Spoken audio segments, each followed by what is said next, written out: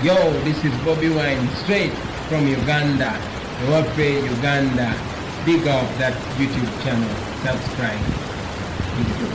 Bantu bantu bategera nti Facebook tujjako oba kwetuli bazisaka kumiti magane jinja amazi salamu n'okuziraba ng'obudde buyiseeko so nga mubasobola okujja ne muziraba namwe tubwebaza kale buli muntu asharingira abantu 10 olw'ensonga nti information gyengenda okuleeta mugenda jjulira wala wonna njagala egenda otuukawo enkya oba either babisazizaamu oba nga byogedde enkya nga bwe ngenda obyogera olwaleero kale mbasaba musharinge video tetunnaba kubanga tukyalina kye tulindako wano nebagala gikwata mbala bagala gikwatamu so yensonga lwaki njala tugende mangu tubituyite mu bwangu bwe mmala bayita abantu abo ndowooza njala tutandike video olwaleero nga tugenda kuyita mu kigulalugi sigenda bwa kalowoozo nga tugende mu kigulalugi kyaleero era mbulamusizaako mwenna bannayuganda abanyumirwa akanyumiro kano ak'ekigulalugi before nga sinagenda na ku kigulalugi nnaokusooka okwebaza ebansobye buteebaza njala tutwala mukisa guno okwebaza ba comrade mwenna abali ku social media buli app yonna gy'oliko abali ku Twitter mbalamusizaako bali ku lwanantalo ku Twitter abali ku TikTok ng'oli wankyukakyuka okola message y'enkyukakyuka nkulamusizaako omukyala omwami oba oluganda yenna mwe bali kukola struggle mwe bali kukyusa TikTok mwe bali kukyusa kintu ekyo njala okubaza mwenna abali ku bwenyi bw'ekitabo abakyakola live zino ku mitimbagano ku TikTok, Facebook, ku Twitter mwe bali kukola nsonga zino abali ku Snapchat abali ku Instagram n'abali mu WhatsApp group mwenna mbalamusizaako mwe bali kukola njala okubaza bannayuganda mwenna ababeera ku night shift nga mukomentinga munoonya information munoonya buli wonna ebazogeza enkyukakyuka ne muteekawo comment musinga kubanga fulumu tujja ntwogera ebigambo bino twebaka mwe musigala nga mutambuza ensonga zino kale njalo bebaza nnyo mwenna abapostinga abakomentinga mwe bali kukola mulimu ogwo n'abakyakozesa page zammwe okubanga temwalya mu nsi yammwe lukwe namwe bebaziza alright njagala kutandika n'ekigulalugi kyaleero kino njagala mukiwuliriza bulungi nnyo njagala mukikwate bulungi nnyo olw'ensonga nti kirimu amakulu mangi nnyo genjagala buli muntu ategeere mpola mpola mpaka lwe munaakimaliriza bulungi nnyo tugende ku vidiyo yandeese mu kigulalugi kyaleero era tumiddeko mwenna abanyumirwa akanyumiro kano ak'ekigulalugi okwetoola ensi yonna abawuliriza vidiyo zino buli lunaku mu kigulalugi kyaleero ngenda kijja mu lugero oba mu lufumo olugamba nti akivaamu yakiyita ekyato akivaamu yakiyita ekyato lwaki akivaamu yakiyita ekyato awo tugenda okusimbuka buli omu otegeere amakulu g'olugero luno ffenna mu Uganda tuli obukadde 45 okweyongera waggulu naye buli muntu Katonda yamuwa obwongo n'amuwa omutwe n'amuwa okutegera kwe era buli muntu yagenda n'asomako n'abo abataasoma bakozesa amagezi amazaale naye ku bukadde 45 manyi nti ekitono ennyo obukadde 25 bwasoma naye bwasoma kizibu nnyo okusanga omuntu eyasoma ekintu nga kyakola kizibu nnyo mu Uganda okusanga omuntu nga yasoma ekintu nga kyakola kale katugambe ku bukadde 45 obukadde 2 bwasoma naye obukadde 2 obwo si buli yasoma kiyasoma nti kyali mu kukola nedda lwaki kiwasoma si kyokola wewava ekibuuzo ekyo kati wano wenjala tujja olugero lwaleero nti akivaamu yakiyita ekyato akivaamu lwaki akiyita ekyato ebiseera bisinga ndaba bakulembeze mu ofisi za gavumenti bannabyabufuzi n'abo abeeyita abagagga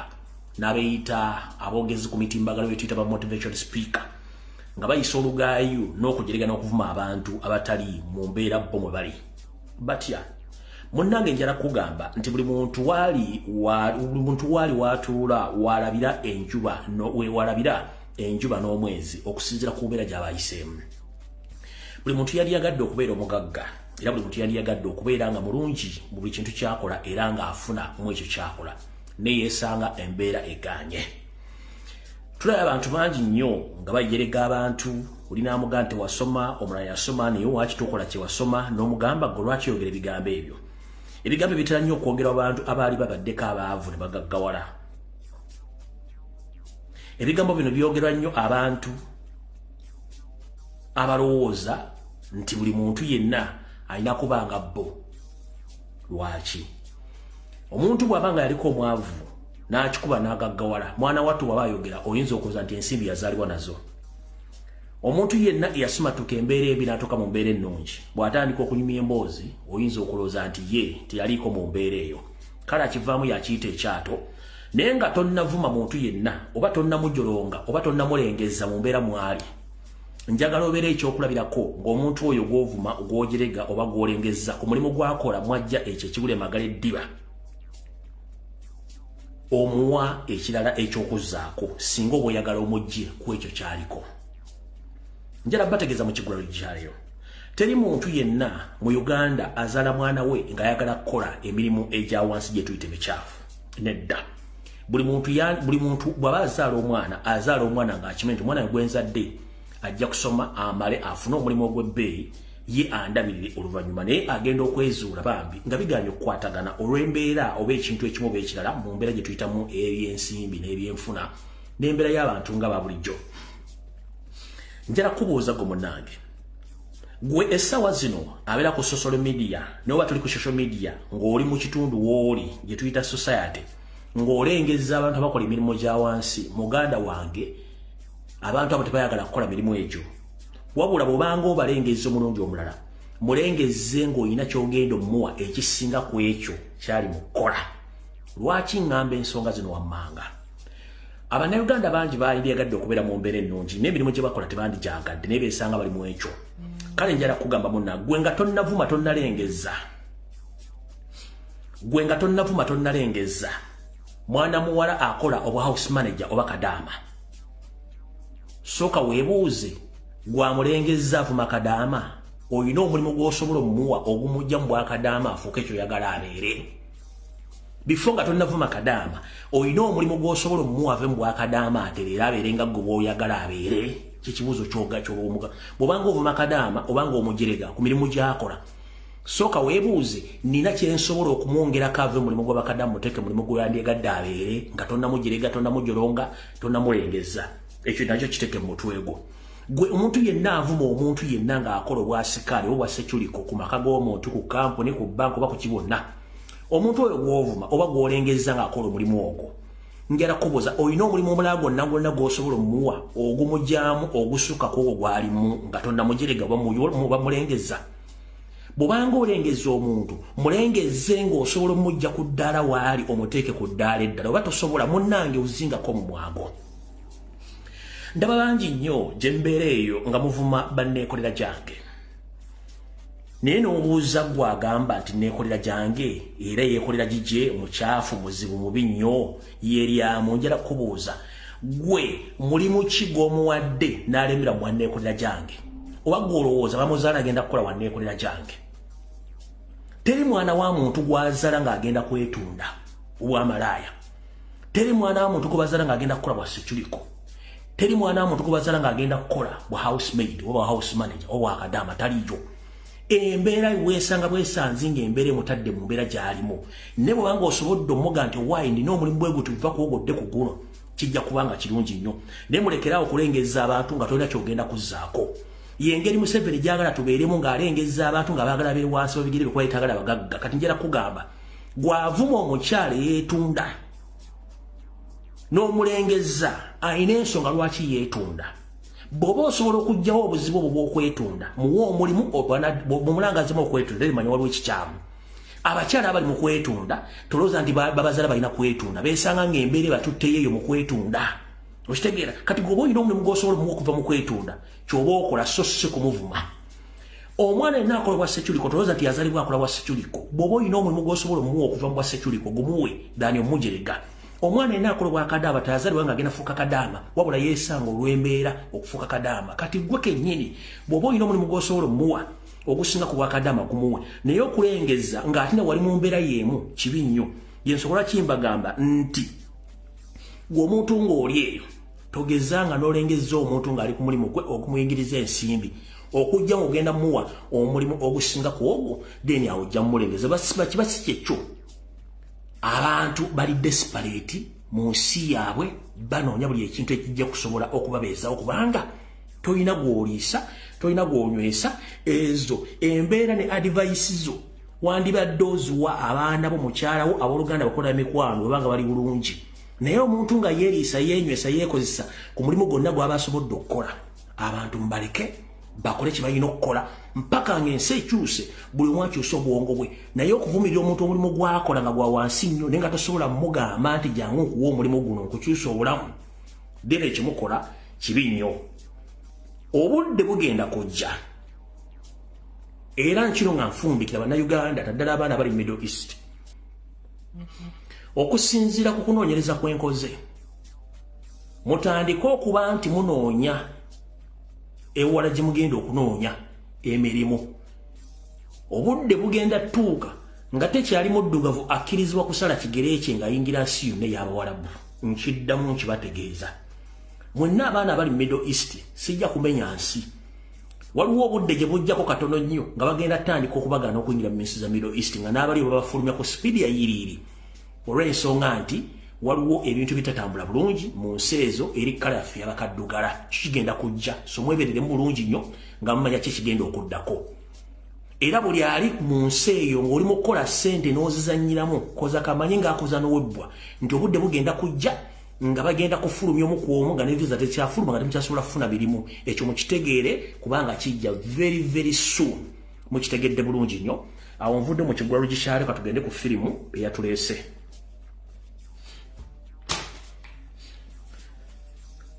tutandikire wa kubanga olwalinaku lwakubiri tutandikire eno kuba manyi kyekyabaleese mwenna naye ndowooza kansooke ndowooza kale katutandike ku kyemwagala butyo mbalamusizaako banyabo ne basibu mwenna abalangira n'ababejja basava ne bannaava kansooke nti muli bulungi mwebale kujja mu bwangu olw'ensonga nti nabayise mu ngeri ya kipayopayo nakuza omwezi 28 ezakonka ku mwezi ogwa11 sigadde ennaku ntono nnyo mwezi guno tukuba olukumi tuyingira ogwa Desemba ogufundikira omwaka omwezi guno gwonna mbadde nzija ngoberera abakulembeze betwalonda ku mitendera egy'enjawulo okusingira ddala banna nkyukakyuka abatufikira mu parliament bintu kibadde bakola okutuuka olwaleero era nzize nkola bu video bw'enjawulo butonotono nga muteeka mitimbagano egy'enjawulo okubutambuza okubategeeza ki ekigenda maaso ne mbagamba nti bano abantu batambulirako era mbataddeko eriisa ejjogi kale nno yessaawa mbawe kye tuyita amawulire agasembayo ku bo omanyi kiki ekigenda okuddako mu video obubiri bwe nakola okubategeeza biki ebigenda okugenda mu maaso ne mbirabako kubanze byange bibagamba ne mbirabako naye ate ne musiba nemwesibira gye mwesibire ne musirika ne mutanyega kati njala bategeeza olwaleero ku nsonga esombayo kansulenti omukulu Mathias Mpuga Nsamba atuuse ba MP bonna aba national platform ne ba MP aba ebiina eddala katandika n'obubaka buno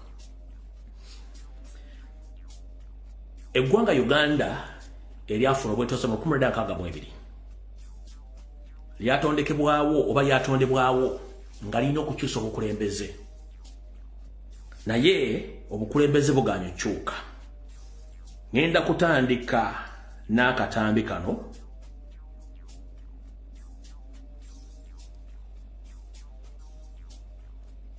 ndako bekamwe kali mu folder muno mumpe mu dakiika emu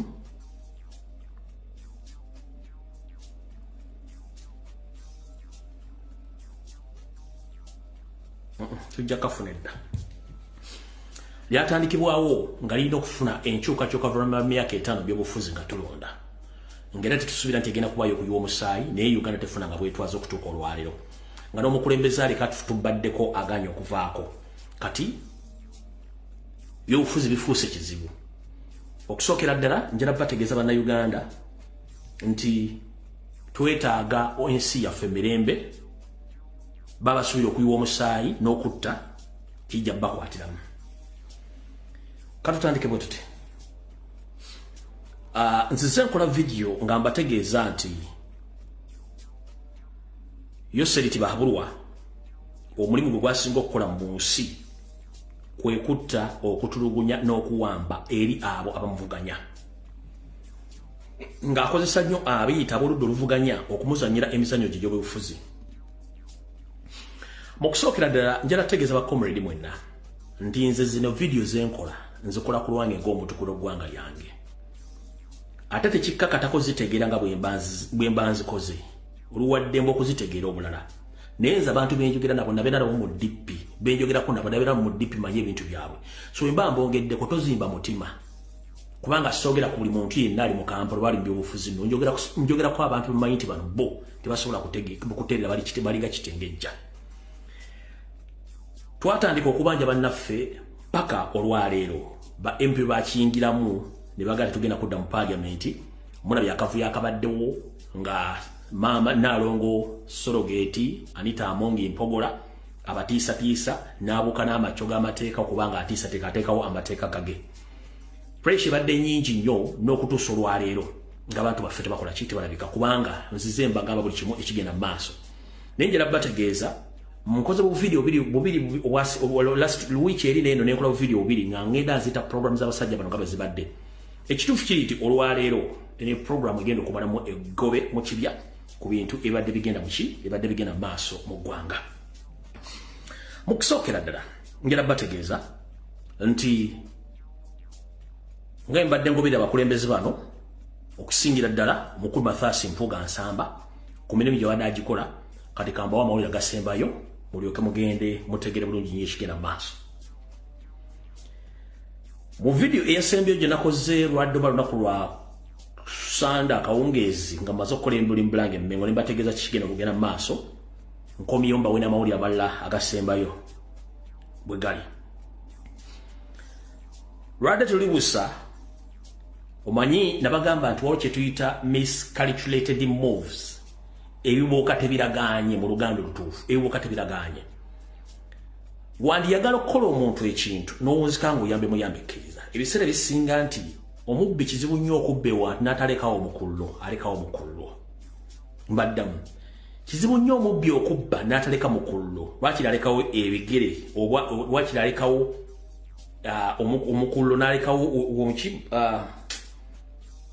olulimi oluyizi lugenda lunvaamu naye engeri gye tutedda mu kibuga kale tujja kitegeererawo mubbi yenna alekawo omukullo omuntu yenna nabaana abantu badde bakola ebintu bino nga baleka omukullo nga teri asobola kugulaba naye kati ku mukullo guno wenjagala mbategereze guguno wano wammanga Mama Sadolini n'abatulege omukyala n'alongo Sorogeti Anita Amongi bwe tumala okuteekawo enteekateeka y'okubanja abantu baleetawo emboozi z'omukyala Nkinyamatama ne batwala omukulu honorable zaake mu parliamenti simanya siwuse empisa biki ezo nabaziyita diversion those are political diversions ne tubateeka ku nninga bwe tubatadde ku nninga yo government endawo okutandika okuteekawo diversion ku social media eza buli kika muzire bulungi nnyo ezo ne muzikuba ne muzizza wali bwe maze ozizza wali ne basigala mu bbanga ng'abantu balemeddeko baagala bantu baabwe ng'ekituufu tebalina bantu bagenda bajja kijja kuba kizibu nnyo okulaga nti kibalama wuuno ddamulya wuuno n'abantu abalala kanjira bagamba nti olunaku lw'enkya gavumenti ya Yoseriti Bahabulwa eremeza mu buyinza lweteeseteese okujja n'ekiwandiiko ekifumbirire nga kigenda kusomwa either prime minister Nabbanja ne minisita y'okwerinda oba n'amumyuka okujja okwogera emboozi zitakwatagana ku bantu abawambibwa. Kino lwaki bakikola baagala kuleeta emboozi enfumbirire basobozese abaka ba parliamenti ab'oludda oluvuganya okujja okuddamu okutula mu parliamenti ye Museveni akole byagala okuyisaawo kubanga ali ku pressure naye biki ebigendedde mu kintu kino. Ku pressure nga nzija nyonoona programu zaabwe omukyala Sorogeti n'alonga Anita Amongi yatuuka n'okugamba nti ababi ba parliament bonna bali ku ludda oluvuganya nga bali batuuka kubatula ku bukiiko bonna abawezi embagirawo obutadda mu parliament wadde okudda ku committee ekyo n'akiteekawo naye ekisinga okusesa nga baga nti ekiswaza omugagga kwe kutanako entula ng'ate yeewaana mu bantu nti alya ennyama lwali terulibusa bo kennyini ne bayita amemba parliament omu sekitoliko nomusindikidde message ne bamugoba mu kakiiko ako naye ate nga Mpuuga ye oluvannyuma yazze n'abeera mu kakiiko akakulirwa Anita Amongi. Kati wabaddewo okukubagana empawa n'okubala ekibala ekyababaza ekifu mu nsonga zino. Akakiiko akagobeddwamu Ssekitoleko ke Kaligo Committee kyokka akakiiko Mpuuga kwe yatudde nga Anita Amongi yayise ekiragiro nti terimu okulembeze yenna Walunda Luvuganya oba member parliament akkirizibwa mu kujja mu kakiiko konna. Mpuuga akakiiko ke yagenze mbakayita appointment committee akakakasa abantu abaloleddwa mu bifo bya gavumenti. Kati wali wagenda okuva firimu tulyoke tutandike. Era bino byabaddeewo ngenda basomera ebiwandiiko ebyafulumye mbalage ne information gyenfunye olwali mujja kutya. Video yeno kanji bazanyire mujulize bulungi. Ne goloza lwaki bano Ssekitoleko bamweleza message ajja mu kakiiko. Ngate abafunye command ezigoba Ssekitoleko yabadde Anita Amongi yabadde command nti buli muntu ajja mu committee mu mugobe nga Walunda Luvuganya. Neera biranti ate bagenda ogoba yawadde command yabagobe nga ate ye akulira akakiiko akalonde akakasa abantu balondeddwa mu bitonde bya gavumenti. Mpuuga agenda kujja atendinge era tiyamugobye. Yabadde ensobi mbale bakoze ensobi busobi oba nga bagamba nti obuteebuza butambuza amazzi ekiro. Video yino. To a surprise after the Bamunanika letter was chased out of the Legal Affairs Committee seating in implementation of the Speaker Anita Amongi directive to deter all opposition MPs from parliamentary business. However, in the same precincts of Parliament, the Speaker chaired a committee with the leader of opposition in attendance. Shamim Nabakoza starts us off. The Speaker, the Right Honourable Speaker of Parliament. During the proceedings of the Parliamentary Committee on Legal Affairs, the acting chairperson, also legislator for West Budama, Fox Odoi, ordered Bamunanika County legislator Robert Ssekitoleko out of the sitting that was handling the judicature bill. And directing him to vacate, Fox Odoi said he was implementing a directive given by the Speaker of Parliament, Anita Amongi, who said the boycotting legislators should be excluded from all parliamentary business. I am constrained to request him to take leave of the meeting until such time that the official report to the plenary. The guidance of the Speaker is binding on Parliament and its committees, and unfortunately I will not contravene the guidance of the Speaker. So, Honourable Member, kindly take leave. Ssekitoleko made his way out of Parliament. He wonders how a committee that sent him communication to come for the sitting again chose to send him out. I have an official communication on my phone. Even in the morning, I got a reminder because the opposition is still clear that committee we must attend. While it did not go well for Ssekitoleko, his senior, the leader of opposition, Matthias Mpuuga, inside Parliament, attended the Appointments Verification Committee chaired by the Speaker of Parliament. This has drawn mixed reactions on whether the directive is being applied selectively or is a shot quite big to be chased out. Not just him, in the Rules Committee, the woman MP from PG, Teddy Nambozi, attended the sitting. Several MPs expressed dismay that the impasse is rather degrading the legislature and fear that government might not have any institution to hold it accountable. But chasing members of Parliament, it is beating below the belt. It is very unfortunate. As some chairpersons of the parliamentary committees start to implement the directive of the Speaker chasing out several members of Parliament from the committee sittings, some have still maintained that they do not know about this directive.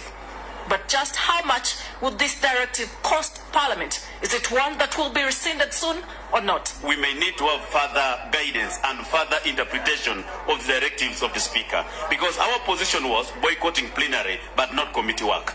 The directive has seen business in the Committee of Rules, chaired by Vice Chairperson Father Charles Net, stall after MP Francis Zake, lawyer, told the committee that his client was not ready to defy the directive of the Speaker for fear that another charge could be preferred against him. What I know, the Speaker has not suspended. Tugenda kulwayo. Akulira akakiiko akaligo committee. Fox Odoi yagambye nti akolera ku biragiro bya Speaker Anita Amongi okugoba yenna oludda oluvuganya yagana okudda mu Parliament. Ne bakulaze nga Matthias Mpuuga Nsamba alina Anita Amongi mu kakiiko akakakasa ababa abalondeddwa mu bifo bya gavumenti.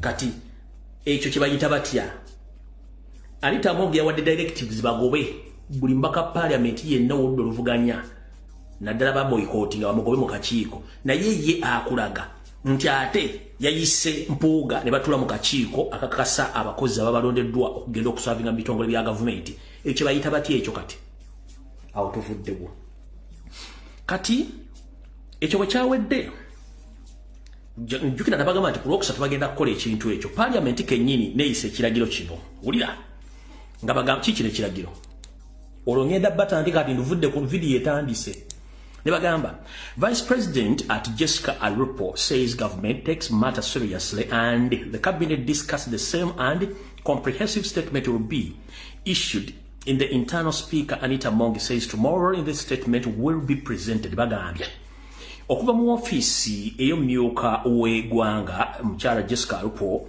agambye nti gavumenti etwala ensonga zino nga za mugaso nnyo era nga n'akakiiko akafuzi ak'eggwanga kagenda tutula akateese ku nsonga y'emu okufulumya ekiwandiiko ekikwata ku nsonga z'abantu abawambibwa ng'era kino kigenda kuyisibwa mu Speaker Anita Amongi olunaku lw'enkya era kigenda kuba akiyisibwa ku ssetteeserezo w'eggwanga.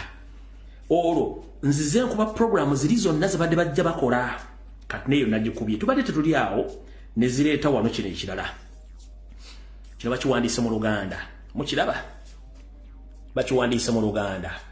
Kanki basomere. Omumyuka owokusatu owa Ssaabaminisita Lieutenant Honorable Lukia Nakadama avuddeyo n'akakasa Parliament nti olunaku lw'enkya gavumenti egenda kwanjula alipoota ekwata ku bantu abazze babuzibwawo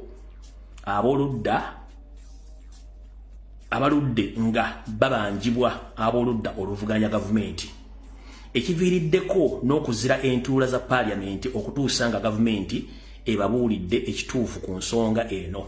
Kino kiddiridde Sipiika Nnaalongo Mpogola Anita Amongi Sologate okuteeka mu gavumenti ku nninga eyanjule alipoota eno olunaku olw'enkya. Olwo nga tubatadde ku pressa muwulidde bulungi nnyo kati bwe mukakasiza video zange ziri bbiri zenkola emabega nga mbategeeza. Kati kiki ekivuddeko emberebezi? Tuula wandiika. Kansulati Mathasi Mpuuga Nsamba otuuse n'akabinja kammwe. Nze sisaaga kuba nabagamba siri mukwano gwa munnabyabufuzi yenna kasita weesiruwazanga muli mu nsonga ezanira mu bintu by'eggwanga. Emyaka kiweza gigenda 40 nga muzannya emizannyo ne Museveni muli ensimbi munnayuganda owa wansi ng'ali mu kubonaabona. Bannyinaffe bafiira mu Middle East, bannyinaffe babonabira mu makomera, abalaba aba tebamanyiiko kuziikibwa. Mumukwatase ne muzimba maguloofu ne muzimba ne mufuna ssene mugejja nga mulegemeredde ensonga z'abantu ba bulijjo mukola ensonga z'amakati kambaabyo olwaleero.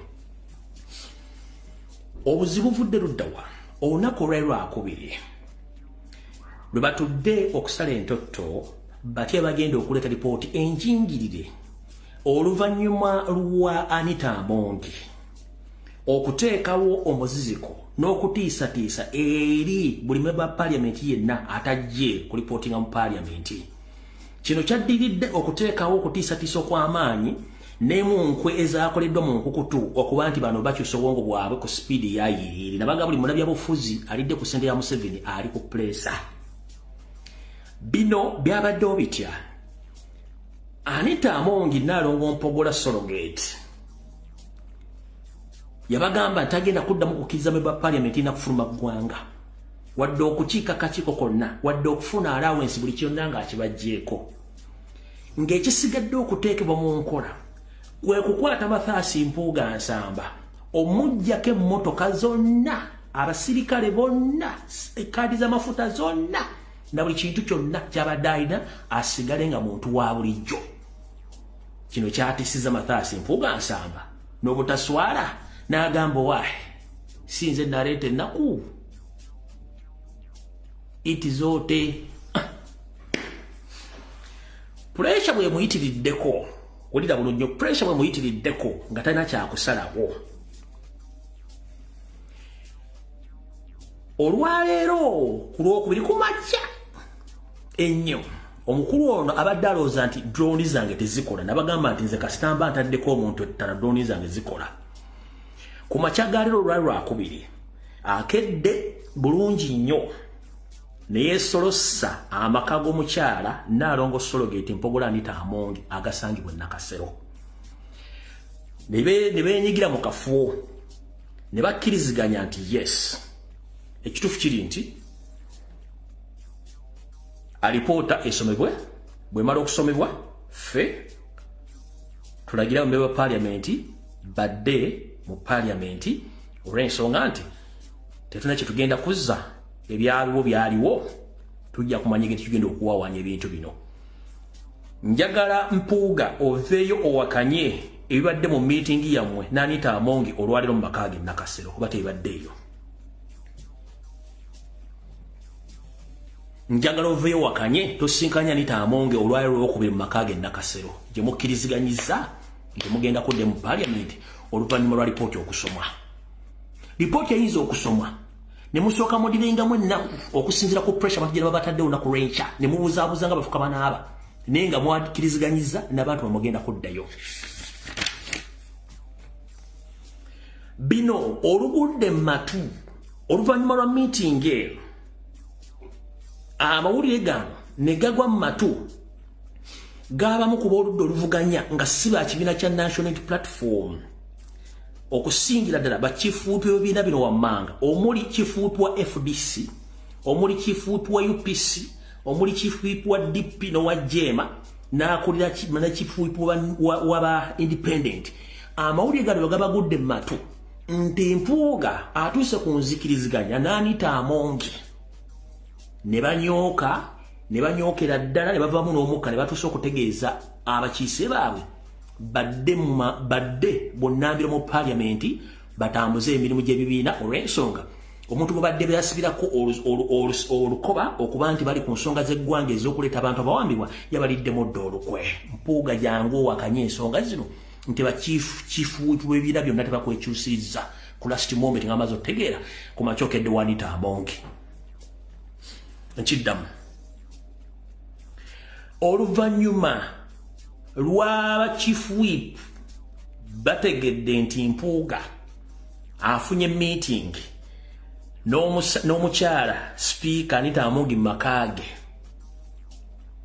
Nakasero era bo bategereddewo nti boycott eweddewo era bo bategereza abantu baabwe badde mu parliament kubanga Mpuuga yabaliddemu olukwe ng'ate baakola ekintu kino nga bateesezza bonna bafulume parliament ku lw'eggwanga okutaasa abaana kubanga order zino zonna zibadde baziwa nga basinziira ku resistance yateekebwawo Mpuuga ng'abakulira naye kasita bakitegedde nti yabaliddemu olukwe nabo ne bategeeza abantu baabwe baddeyo mu parliament. Kati bakulu njala sooka bategeeza ebbanga lyonna tubadde tunoonya kye tuyita spark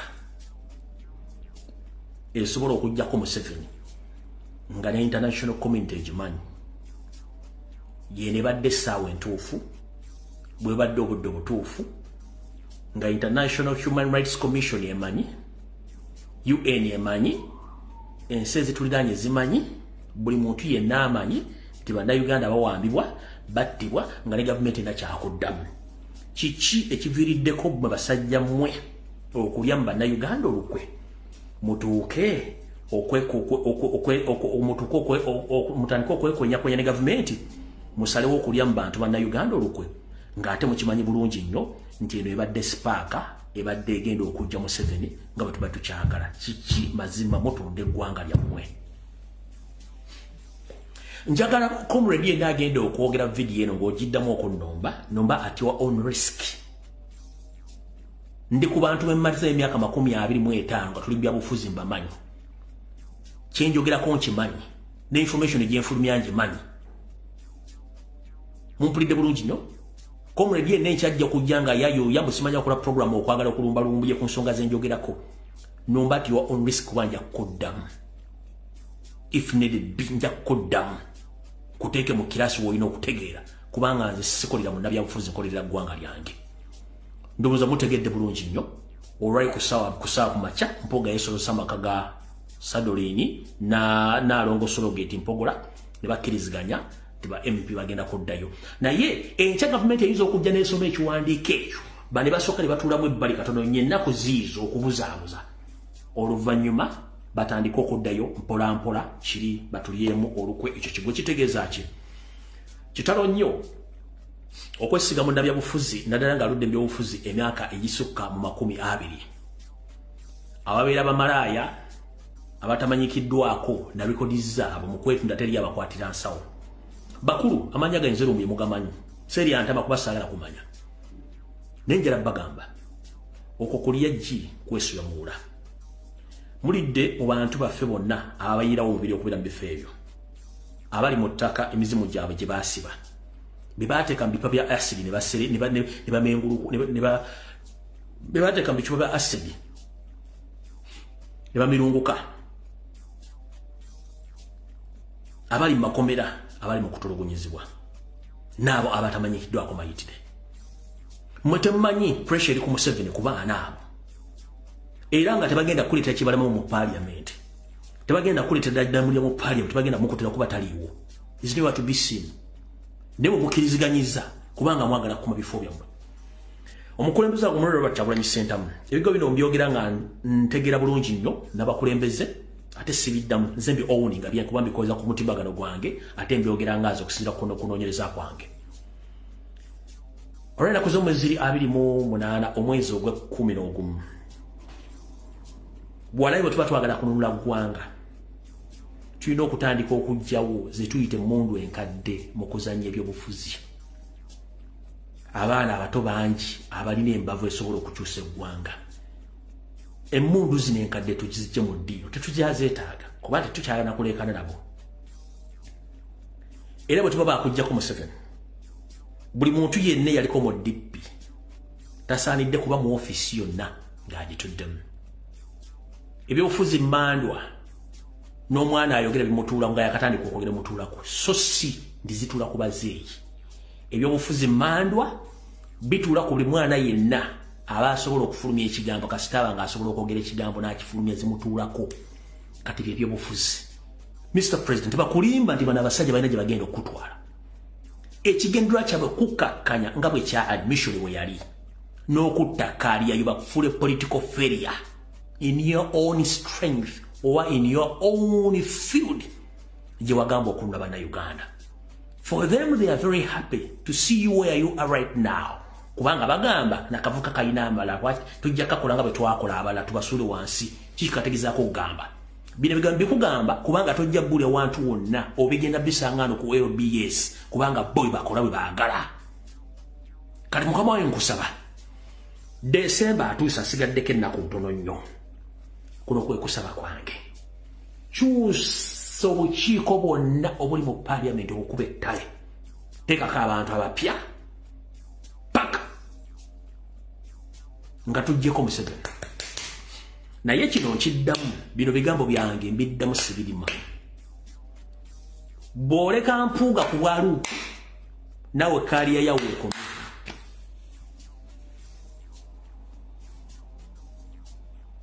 teri ajja kigamba mukulembeza nkigambye bw'oleka mpuuga ku bwaluupu missoni yaabwe kutta kaaliya yo kubanga bwe bagyagala era ekyo nawe okimanyi bw'oba wakukyusa kyusa lumu tobaako muntu gwoga nti simanyi otya tobaako gwotya kubanga okolera ku maanyi g'abantu si gaabana abantu ba individual abana omuntu sekinomu okolera ku maanyi g'abantu abaakuteekamu obwesige ffe tondiba tetuli mu bintu bino okwolona bulamu bwaffe lwa ggwanga eyo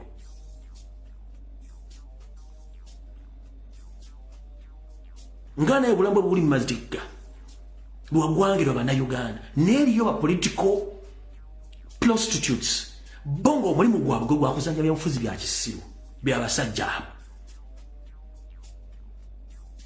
mukulembeze wange bw'oba oyagala sigala ng'oli w'amaanyi mu byobufuzi kyekiseera okwata oluga ogowe buli kintu kyonna ekikulemesa okutunula mu kkona ly'ebyobufuzi otherwise bw'osigaza abasajja bano abeeyita ba political maturity oba bayita ba political mature kabulaza kaba kakuweddeko kino nkigambye kaba kakuweddeko kuba tebalina kintu kye bagenda kuleetera b'ensonga eze bazimalira mu nsimbi tebalina kye baagala yensonga lwaki twatandika okubanja abaana bano emyaka 2 mabega nga teboogera genda ku pages aboogedde wano mwezi oguwedde ffe tubadde tuli mu ntalo z'okubanja abaana bano balobuukidde kibuukire nga banoonya political platform era kyobula ku finally bakitunze bakiwaddeyo kubanga they can't resist bo bazanya byabufuzi kufuna sente tebasobola ku resistinga ngate bakimanyi bulungi nnyo batali mu parliament teba kintu kikolebwa bwe banga bajja kukozi y'abantu bandi basigale boluwa parliament nkiddamu singa bali bazze ku kozi ya kukyusa ggwanga bandi badde bagambire tugenda kudda mu parliament bagiveemu tulabe speaker bawandikira ku commission nti bifo byonna biri vacant badde mbalonde bwe kiba kisoboka if it is possible nga balina sente batulage konti they can resist if not so batebalina kye batwagaza bo bazanya bintu byabwe byakifiiriza ng'abantu baffe bali mu kuwonaabona. Mr. President, to save your political career and your ideology to move Museveni from power, you must get rid of these old political guns. If you don't get rid of all those political guns in your field, you are gone.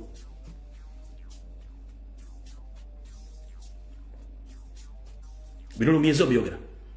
Mukama wange singa tewejjako ez'emmundu enkadde ezibadde mu DP ezibadde mu Storm Walk to Work eziri mu DP block kati zajja mu BPPA zijja mu NUP ngera bakola ebintu bimbe byakola luli tetuyina we tugenda kulaga kino kiddamu kaliyo bagenda jitta buli kimba kyonoone ne bannayuganda badde n'essuubi baggwemu kubanga bano gwe muzannyo gwabwe bw'otejjako mundu nkadde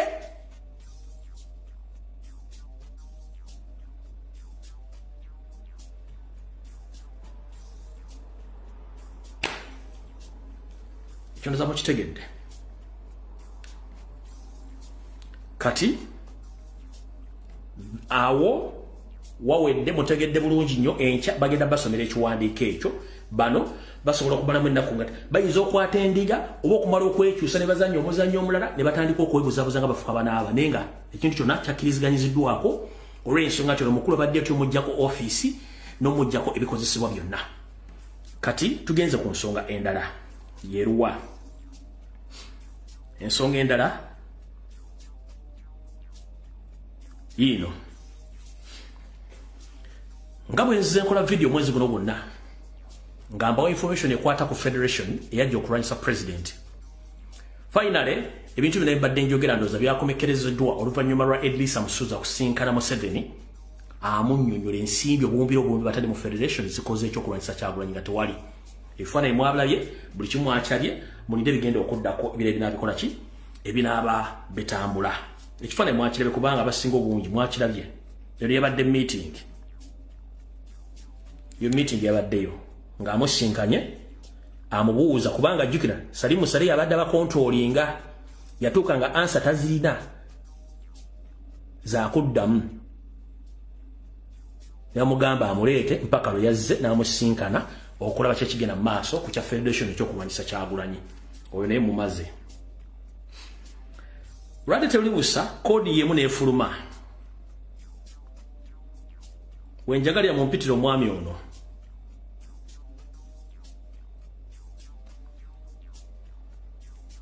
gira mu mpitiro ono abe mukiibi mmale omusomesaamu katono mwami ono yazze ne koodi ye emanyikiddwa bulungi nabagamba ululu ya koodi erimu nti nze siri mu politics tobuuza koodi kyeyo abantu bano bagenda kwejjayo naye nga ngenda obbalaga video ya abe mukiibi abasinga obuyisige sula olunaku olusoso omwogera ku mwogeddeko enfunda nnyingi nnyo netukana baga nti banoonyeze ku bwa abe mukiibi bw'obutandikira bwe bukomawa ekyo nekibalekera njagala osooka olabe facial expression body language n'engeri gy'afumyamu ebigambo obukawufu bw'alina ng'ayogera ebigere bigenda obbazanyi mwabirabyeko dda sooka osome body language y'omuntu osome feesi ye engeri gy'afumyamu ebigambo ne tone oba tune bwe buzito obo bukambwe obo buzito bw'ebigambo omuntu byafulumya waliwo omuntu ayogera mpola mpola waliwo omuntu ayogera nga mukambwe waliwo omuntu ayogera nga ekigambo akyogera naye nga kirimu obukyayi n'obusungu obw'ekika ekyawaggulu ebigambo byayogedde tebyawukana n'abantu bonna abadde bakolera gavumenti ate nga nabaga nti n'omukozi wa gavumenti njala bagamba officially Abe Mukiibi mukozi wa Internal Security Organization kyekimuwangaziza emmengo kino ng'olinako muganda we yenna omukwano gwe eri akola emmengo mubuuza ajja kukubuulira omulimu gw'ono omwami wa Internal Security Organization wa ISO so okwogera ebigambo bino wadde bw'okubuuza ekibuuzo noga nti no sikiriimu naye era wakozesezza kodi y'emu kati njala osokolya vidiyo eno olabe fesi yo n'omwami engeri gy'ajjamu ebigambo ndyoke mbongereyo tugende mu maaso wulira nze saagala bya bufuzi. This is for the record. I am not a politician and I will never be one and I don't want kabuufu njagala nnyo kyenkola nti ekintu kyonna ekinzija ku artwork kikasi. I love being an artist. I love being on stage. I love being Sibyagala. Sagala. Sagala politics. I've had so many temptations. Anybody like that. And era bonna magamba ngabe bagambe ebintu bya mu bibere. Nze ekintu ekinzija kuzanya byenjagala. Okuzanya emizannyo gyange. Ekyo basi kisobola. Basi kisobola ekyokubiri ebyokulimbalimba abantu obikali. tali mu politics ekintu ekimujja ku ati gwayagala takyagalirako ddala but remember gayo be bantu abadde bafuna ssente za state okuzanya emizannyo egikuba opposition ku Bati Valley ekyo nkibajjukiza gayo natusaloga ntayagala bintu byakulimbalimba tagala politics is just mere line balimba mukulu Abe Mukiibi gwogamba nti tuyagala bintu byakulimba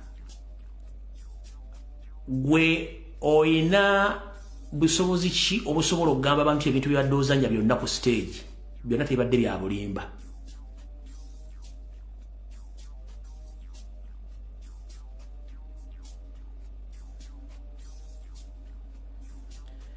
nabagamba si buli alina erinnya egganda ati muganda bw'owulira omusajja ng'ayogeza obukyayi ku musajja munne muganda munne tandika omubuusabuusa omunoonyerezeeko ono ddala muganda siri mu politics emizannyo gy'ozanya gyonna script zonna 70% gibesinga ku politics noga tuli mu politics who is fooling who you are an administrator abeera leader is appointed kitegeeza abantu mwe muli mu office naye nga temumanyi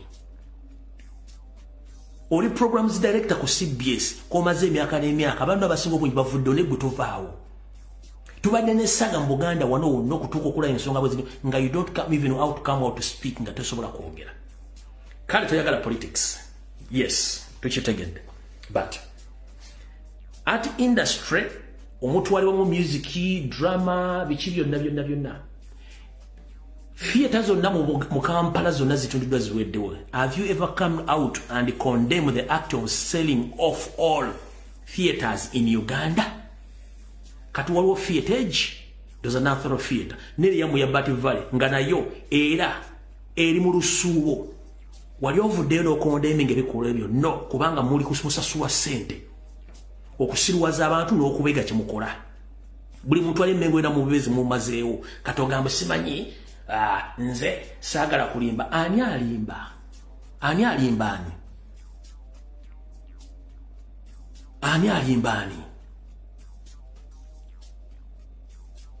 nokola statement ng'oli administrator nga noba okulembera abantu bataano mu company obeera mukulembeze obeera administrator noga muto toyagala politics oyagala nnyo ati nga ati mumusaanyizaawo nga ne ati gwokola 70% bibadde ozanyo byonna bibesinga ne politics nga toyagala politics just mwina bukyayi ku muganda mwonna mmwe Kyagulanyi kubanga gwomu ku bantu abadde ba block nga Kyagulanyi okulinya ku CBS kankole point ere very clear basema nabanye bakwetola ensi yona omwami ono y'omu ku programs director tosobola kukola kintu kyonna ku CBS ngono takikkiriza ng'oggyeko bano bagundi ng'oggyeko ba medicine kuba nayo obuyinza bujja kwono okukola program zonna ono tosobola kukola kintu kyonna ku CBS ng'ono takkiriza kati sebo obuchayi butumanyi obuva kubanga wafuna directive okuba mbaka baabo kyaguna talinjanga ku CBS njara public ekimanyi nti obuchayi bwina ku muga in fact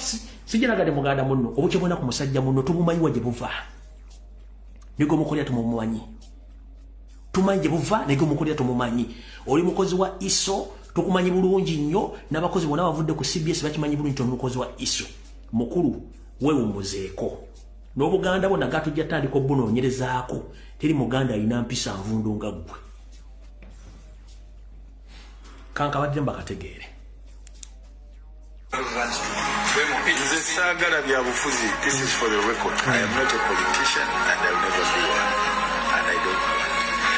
Kabutu njagala nnyo kyenkola nti ekintu kyonna ekinzija ku art wange kikasi. I love being an artist. I love being on stage. I love being Siriagala. Sagala. Sagala politics. I've had so many temptations. I better like that. And I never mubibere nze ekintu ekinzijja kuzanya byenjagala okuzanya emizannyo gyange ekyo basi kisobola ekyokubiri ebyokulimbalimba abantu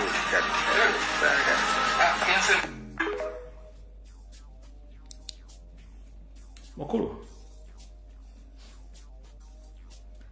ozanye filimu nyinyo nga zibesinga ku byobufuzi bya Uganda. The Last King of Scotland wali mu ne filimu endaji mwazanyaawo yali ya sort of ngene mu kikomano nga politics. So what was that? Just oyina obubezi bukyayiko kyagulanyi ne directive okuva ku bakama aba ISO bali mu government kyetumanyi kyokka ne bogamba nti politics you are fooling yourself and you are fool abe mukibi you are fool nchiddamu oli mugwagwa. Mu Last King of Scotland yali love story gye mwazanya mwali muzanya about politics. Emizanyo badde zanya ku Battle n'omugenzi Katolo Bwama n'abalabona mwali muzanya ki love story mwali muzanya all about politics. It's because when mukola statement is discouraging about no blocking success. One, okay, you're not a politician. Have you ever come out and condemn the acts of the government in the way how they torture, they kidnap people? No, where? Tochikolangako. Mwabasajja n'abavuka bali mmenga bali mu kusirwala ngo Buganda bosona busula kwogera ku nsonga za kubakwata baganda bannaabwe. Kati obo oyogera biki? Mulinda kimu nkuuka mulinda kimu simanyi mwe gwe sigenda kulwa kona nkuvudde kubanga tukimanyi bulungi nnyo jogwo okulya tumumanyi awo tuvuddewo tugenze ku nsonga endala. Kansulenti Elias Okwago otuuse meya sebo kansulenti oli bunijje bakojo otuusaako engalo nabagamba nti Museveni agenda kumilitarizinga buli kimu. Engudo z'omu Kampala n'ez'omu Uganda ziri mu mbeera mbi. Naye wotwogerera Yoseri yalagidde Minisita wa Kampala ne Kampala Capital City Authority Director bakwate ettende y'okuddaabiriza enguudo bagiwe SFC era batandika okuddaabiriza enguudo mu Kampala yonna era ne bawa budget ya billions 2. Neka nsoke mbuuze Uganda mwagifuula farm school nga mulooza abantu bali mu Uganda mbuzi nte mbaata binyonyi nkoko. The state of the damage across the Kampala eri worth billions okukola enguudo ezo ziddaabiriza nkiddamu. Enguudo nga bwe ziri enfu mu Kampala wokka zikolebwa billions 2. Kyekibuzo ekisooka. Ekibuzo ekyokubiri, Kampala Capital Authority erina ba engineers erina ne machineries ezisobola okukola enguudo eyo. Kyazze kitya mutandika okudira SFC amagye ate gatandika okukola enguudo? Kyekibuzo ekisooka. Kati ono Didigi ono kikyasobola mu kikyamanyi mu Kampala,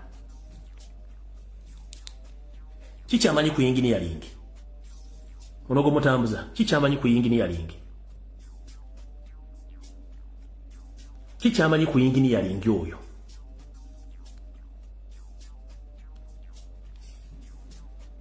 kati awo Uganda weetuse tulina ekizibu ky'amaanyi nnyo ba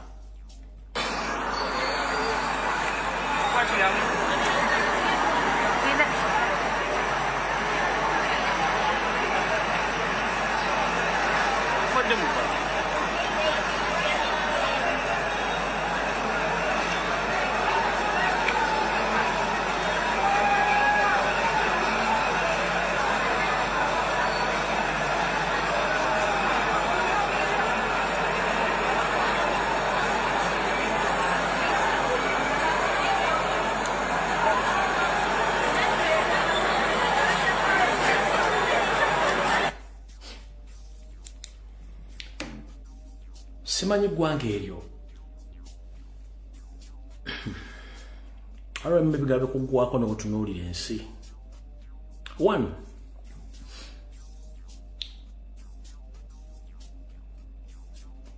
waliwo kye tuyita area of view, kwe kutunula ekintu ng'okivudde waggulu bw'oti.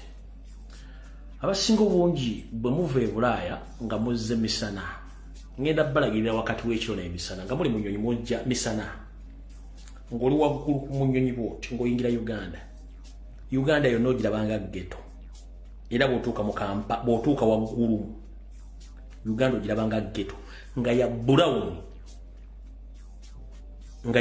kyekifuula brown. The same applies to mu kibuga Kampala. Bw'ofuna area view ya Kampala ng'oli waggulu bakuwadde ekifaananyi waggulu Kampala yonna n'ebizimbe bino byonna bifaananga ghetto. Ekireeta ekintu ekyo enfuufu efumuka mu Kampala egenda yonna negenda ku bizimbe negenda ku mabaati. Kati omuntu bw'abeera waggulu mu nnyonyi alabira ddala ghetto, ne Mapeera agirabanga ghetto, Crested Towers agirabanga ghetto, UCB agirabanga ghetto olw'embeera ebizimbe enfuufu ebiriko. Kati paka kutanda n'ojja ekirongo oli mu nnyonyi oyinza okulowooza bakwata nseenene. Uganda yonna bw'eyimirira oyinza okulowooza bakwata nseenene. Ebiseera ebisinga omuzungu bwebanga first time y'okujja Uganda akugamba akubuuza kuba ennyonyi y'okusoma katuyingidde mu territory za Uganda akubuuza tuli mu is this Uganda? Yes. Nibaga tunatera okunaga tugenda kulandinga yes ng'alinga ngalabe ekintu kyatategeererako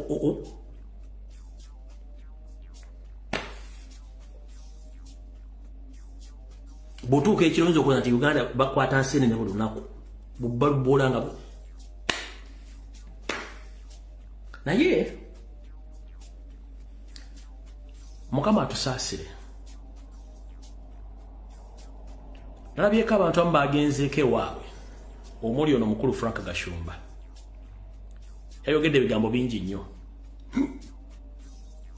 naye n'omubuuza bwazzeeko ewammwe n'olaba enkulaakulana ne mu kibuga kyewammwe kifaananyi kye wafunye era kifaananyi kye kyakujjidde mu bwongo yazze mu kwogera bigambo bitakwatagana. Ekituufu amazima bagamanyi ne tebaagala kwogera. Ssente z'omwomusolo eziva Uganda zizikola e Rwanda ne bazikolamu enguudo eziri ku world standard. Ewaffe ne tusigala nga bakwata Didigi ajja akola enguudo z'omu Kampala ekitasoboka.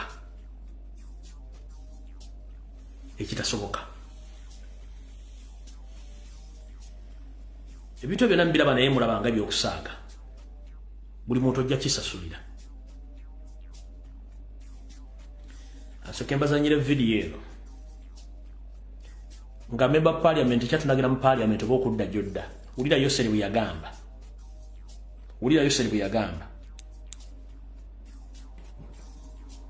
Government is not as glorious as it sounds. Because not everybody that takes government, in fact, I really feel a bit embarrassed when they say that you captured power. I feel a bit embarrassed unless it is explained in more detail. Why did I capture power? Because otherwise I may sound like Amin, because Amin also captured power. So I get worried, but do these people know the background of how I came to capture power? Because if I capture power, for instance now, the people of Uganda have written a constitution.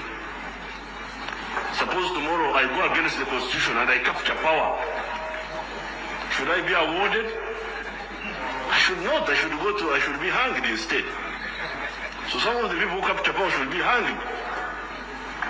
So we must be very careful to distinguish ourselves that those who get the award are the ones who captured power in order to liberate it from those who had captured it illegally. Ebigambo nga mbuulira yagamba nti abamugamba nti yakwata obuyinza aba yefaananyirizaako ng'Amini bwe yawamba obuyinza. N'agamba era bwe kituukangawo okuba nti bamugamba nti yawamba obuyinza asaana kukwatibwa kuteekebwa kalabba. Ebigambo bino abyerabira nti yabyogera. Kati gwali Munnayuganda ng'okimanyi Museveni yarakyusa na system yakulonderako. Kikyolooza kyagenda okuzzaako. Ekikulu kiri nti twagala bantu baffe era nga tonnayogera kigambo kyonna wuliriza akatambi kano kubanga bana basajja temwamanya mission yaabwe. Ka video lo kano mukawulira buli lunaku naye kankabaddire mu lwolwale mulyoka mutegeere bulungi nnyo.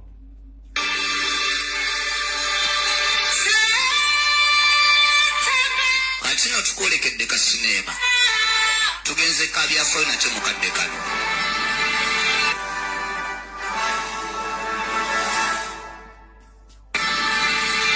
Wano batugambye mwaka gwa 1986 gavumenti yabamusibira mu ggwa baatuuza Ttaabamiruka nga bateesa butebe bagenda okwavuwazaamu Uganda eno okutwala ebyobugagga byayo kozi n'ogitemaatema mu bitundu. Era wano nga batugamba nti Bosco eyali Kabwejjumbiri yali akulembeddemu ekikoosi kino yasooka kwezza amataka g'abantu amakolero ogasseko n'ekisaawe ky'ennyonyi.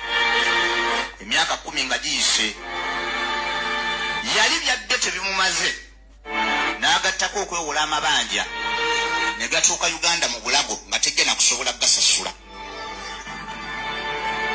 Wabula olw'omululu nga gujja gukula batugambye nti yasindika basajja be buli kanyomero konna akasobola okuggibwamu ssente n'eruba lwa 5 nga balwetaaga mulujje ku batunzi b'ennyaanya aba bodaboda abasindika ekigaali n'aba takisi bamunyeemunye kubanga twetaaga ssente. Kyekigenda mu maaso mu ggwanga kyekyo. Kale ekikulu kiri nti Museveni bw'omwogera emyaka 50 ng'ogimuwadde mu bulamu bwe nga kale alinga enfudu z'emmengo takyana kyasobola kukyusa ku ggwanga kubanga buli kimu kiganye. Bwe twogerera essaawa zino ku bintu ebigenda mu maaso mu Congo baganda ffe gye batiddwa basukka 2+ ntegeezeddwako ne projekiti yali eteekeddwayo ekola enguudo tractors n'ebintu byonna ebisinga obungi byayokeddwa. Kitegeeza nti neyo protea yafudde tena kyasobola kukola. Naye buli muntu yenna akyaliisa ebijanjalo empiso nkusaasidde kubanga bwe tulaga wakambwe. Munnabyabufuzi yenna azannyira mu musaayi gw'omuntu nga gw'osubidde ku ogenda okufunamu ssente weeterezenga obudde bukyali. Bulijjo munoonya sipaaka mugifunye. Mulina n'obujulizi obwogerwe mu butambi. Mulina n'amanya na buli kimu. Kikye mwagala. Era Museveni mwagaza ki? Muli mukulya ejjo okwesubya omuwula. Njala kubuuza Mathias Mpuga Nsamba. Leba okulembera nabo. Katugambe Katonda enkyakedde n'agamba nti gavumenti ekyuse. Oba waliwo abantu abazze ne bawamba gavumenti. Nekiteekebwa nti baagala kukola gavumenti ya kiseera. Mwe bantu abandi badde bagera mu gavumenti okutereeza eggwanga. Ne bwe mbanga mulimu ebituli bwe biti ani agenda okuwa minisita oba prime minister oba ani agenda okubukuwa. Muleetera n'abantu abandiyagadde okutuyamba kukukyusa eggwanga nti abantu bano bonna abali e Uganda bafu. Muleeta n'abazungu abandi balaga bakubuuza mu kabineti kye mugenda okuzzaawo nga mwenna mulimu ebituli muli bwe muti.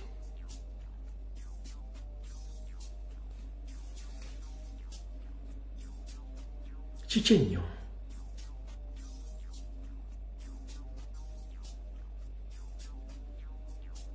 Ensi zikulaakulana tusigala mabega.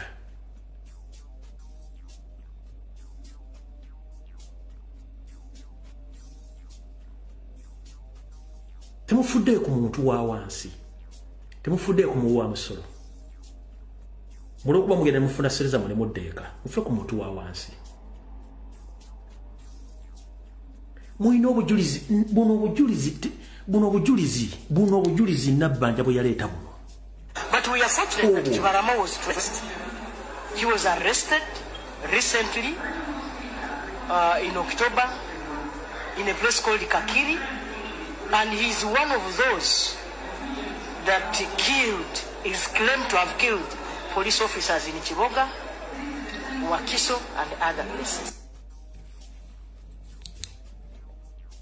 Olina obujulizi buva mu Saba Minisita. Kiki oba oyagala? Kino ekintu ngera kyogera sikyandibadde kino gikiisa ku mutimbagano.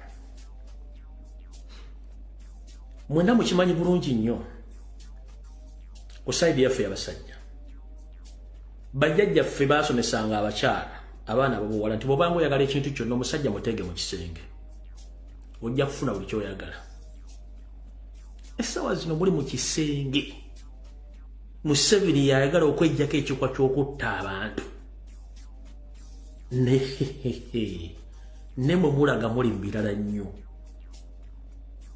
Bajjajjaffe baasomesa abaana ab'obuwala ne bagamba nti bw'obanga oyagala okukuula omusajja omuggyako buli ky'alina mutegere mu kisenge ku ssaawa eri ey'akatabanguko ajja kuwa buli ky'oyagala. Yessaawa eno mulina obujulizi mulina buli kimu naye mulimu okwekyusiriza eggwanga. Abasajja bali ku kisenge okuva mu myaka gy'enkaaga Museveni atta abantu obujulizi bwonna abukwese.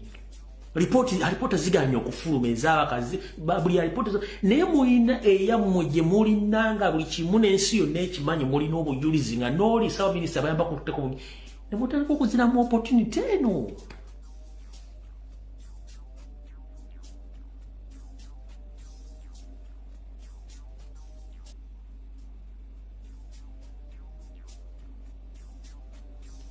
Museveni ajja akweka lipoota abantu bonna baze basse kuva ku Beni Kiwanuka Bishop Lumu bano bonna abantu bazaase bonna lipoota ziganye ofuluma bakasirye eggwanga bakirumira bakanyalo na Kayima bali bonna abasse lipoota ziganye ne muyina obujulizi obulumika nga ne buli kimu kimwetaaga lipoota muganye okozesa omukisa guno kiti nnyo bana bya bufuzi.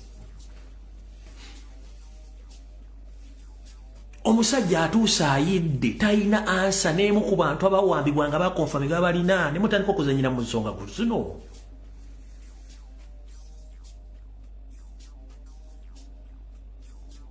Mu boycotting nga bwe tugenda kudda mu parliament for good.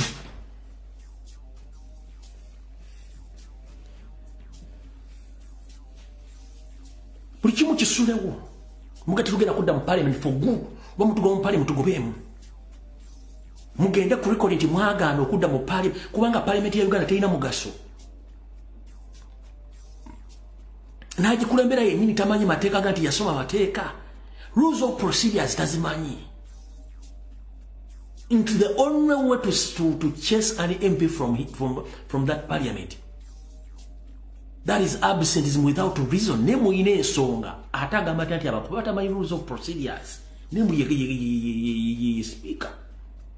No sanga MP mulamba alwana nnyo ate opposition badde mu parliament nombuuza opposition bwebeeramu ebagasa ki ennyo tasobola kikonyomera ate abakonde nawudde n'embuzi eri ku ledi egamba they are going to open a case against the opposition MPs but they are supposed to go back in the parliament. Kati gwe individual olinga mbuzi oli amalagala tulina chairman we sifa wa lero siwan mbogenda kwera MP muteeka ki mugendo bawabira badde mu parliament ogenda bawabira muteeka ki toina teeka kubanga tomanyi banange ne opportunity temuyina opportunity ndala muleke tuswaza.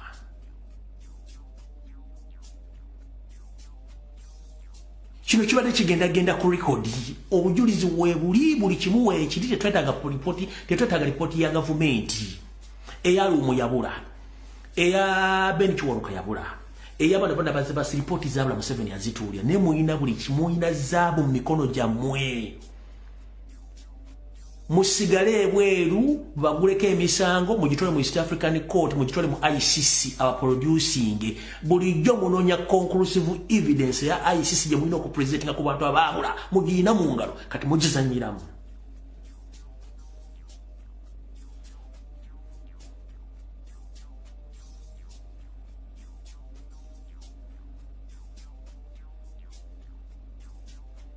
Mugizanyiramu ICC bulijjanya conclusive evidence ku bantu abawambibwa n'abattibwa mugirina mu ngalo zammwe ne mwagala kudda mu parliament kiyitaawo kubanga mwagala kwefaako ng'abantu. By the way, let me tell you this.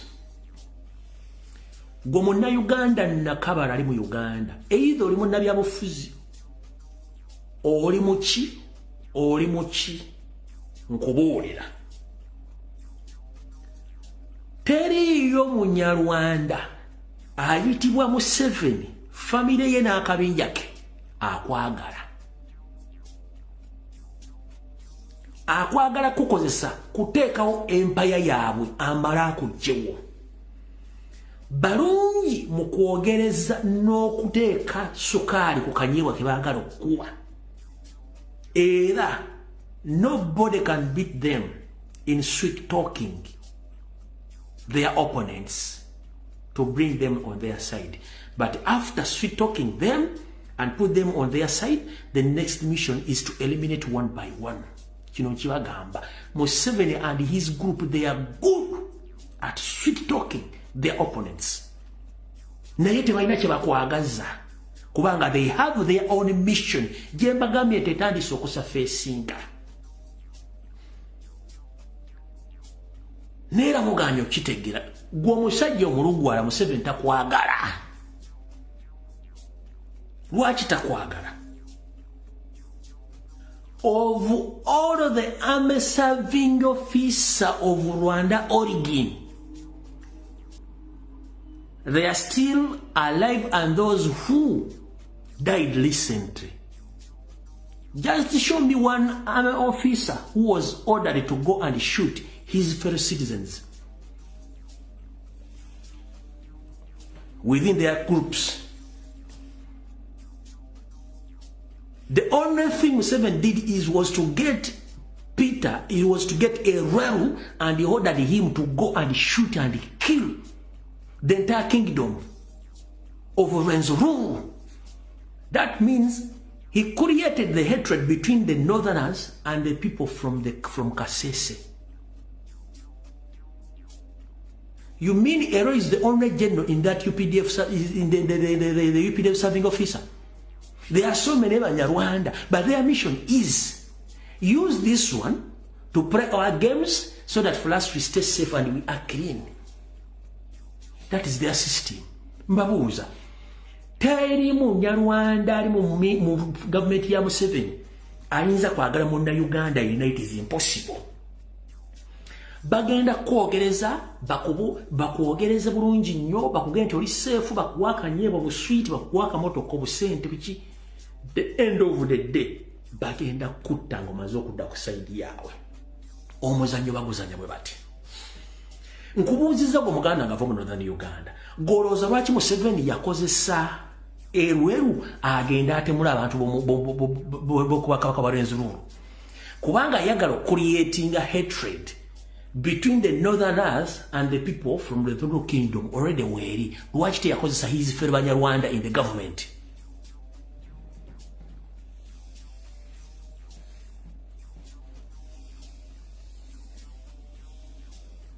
Here's the second question. If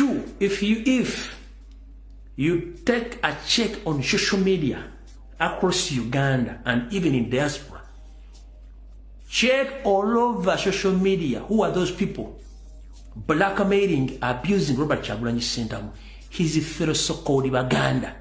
They are abusing him, blackmailing him. No Munyarwanda, no Munyankore, no one, just he's using his fellow Baganda. kubanga tebamanyi nkola ye gyakozesa.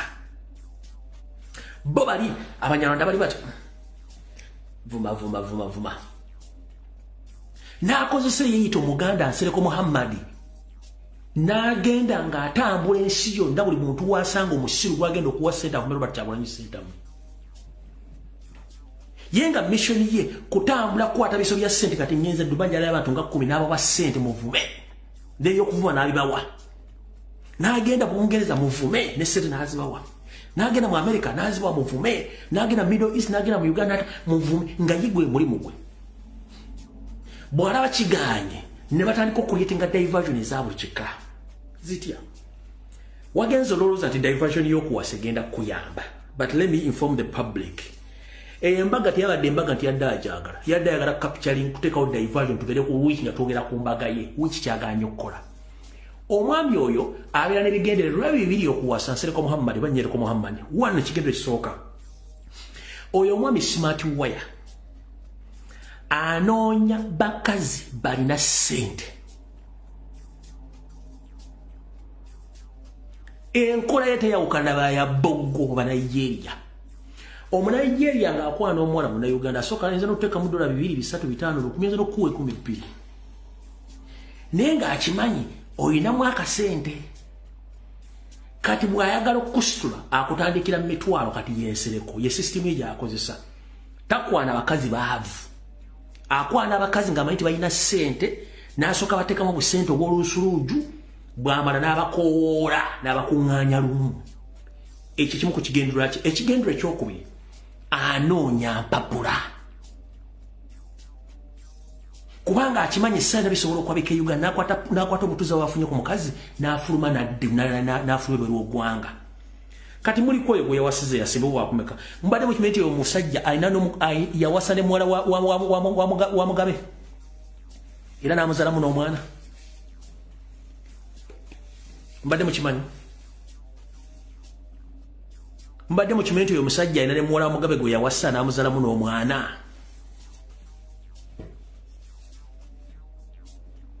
Emirimu gye giri eki kukiikira bitundu bye byakyama okunoonya empapula mu bakazi n'okunoonya ensimbi. Ebintu ebi bisatu n'okukolera gavumenti okuvuma Robert Kyagulanyi Ssentamu. Ne bwe mbuuliraayo muntu ki ow'eggwanga avuma Robert Kyagulanyi Ssentamu nga waggwanga ddala taliyo. Ke kakodyo ka Museveni kaakozesa. Era Lwabogo ke yagamba nti ffe tudde eno tukozesa abala bo beetemule beekolemu fujjo. Kye bakola ekyo. Abaganda bibavuma Abaganda.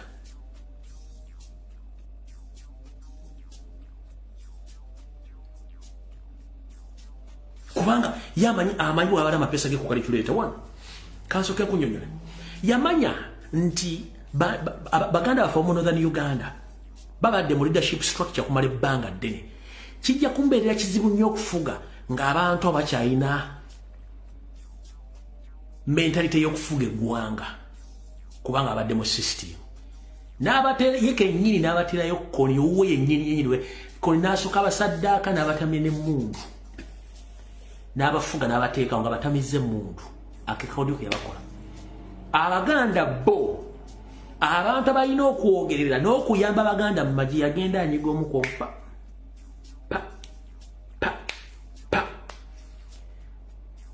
n'atandika okuleeta enkweze engeze eziri sugar coated nga zirina amaanyi ag'Ekiganda. Boolya bakagabo boolira baani abo bonna ne babaleeta bayingira mu byobufuzi ng'Abaganda oli gino babajjawo bonna babasi n'aleeta akabano kene n'akayingiza awaawo. Kati we twogera n'abagamba nti Abanyarwanda batandise okusafeesinga mujja kitegeera. Constitution gyakola mu 1995 yagamba nti ataddemu eggwanga ly'Abanyarwanda teya specifying Bahutu, Batuusi, Batwati. He didn't specify 1995. Tiyateekamu nti lulimi boogera lulimi gundi nti basibuka mu kitundu gunno yakirekawo nga kiri bwe kiti. Waliwo ekintu ekizimba kibayita aba bano kitwayogera nti kibalaga ku social media right now abano batandise to regroup in different areas of Uganda. Bali grouping bali ne conference bali ne sekola conference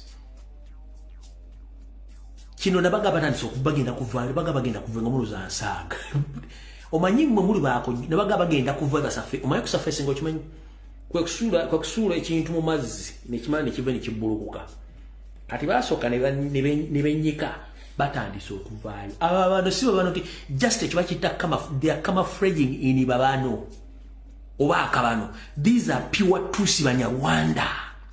Bamanye ennimi zaffe, bamanyi buli kimu, kati bavaayo. Naye munnamateeka yenna amanyi amateeka ng'oli munnansi nkuwagaabwa. Okugema kusinga okuwonya.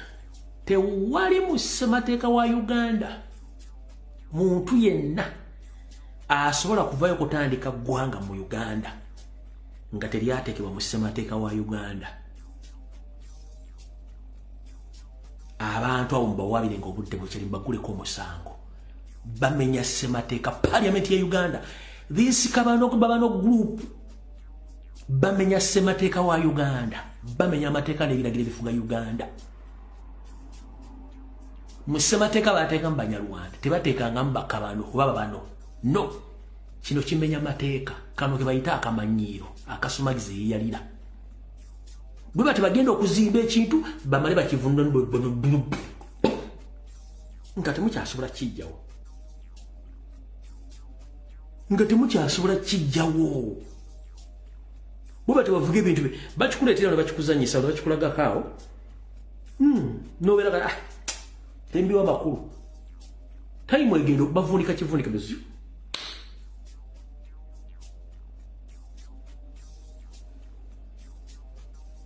Ngobudde bugenze bakitadde oti kikyavawo kigenzeewo. So bannamateeka Parliament mwangwire ekintu ekyo. In fact abantu abona balina kukwatibwa. Lwaki bakwatibwa? Bamenya ssemateeka w'eggwanga. Bamenya batya? Ssemateeka aga nti omuntu yenna azaalibwa mu Uganda abeera munna Uganda. And he or she must pay allegiance to the public of Uganda. And he or she must follow the constitution of Uganda and all the laws.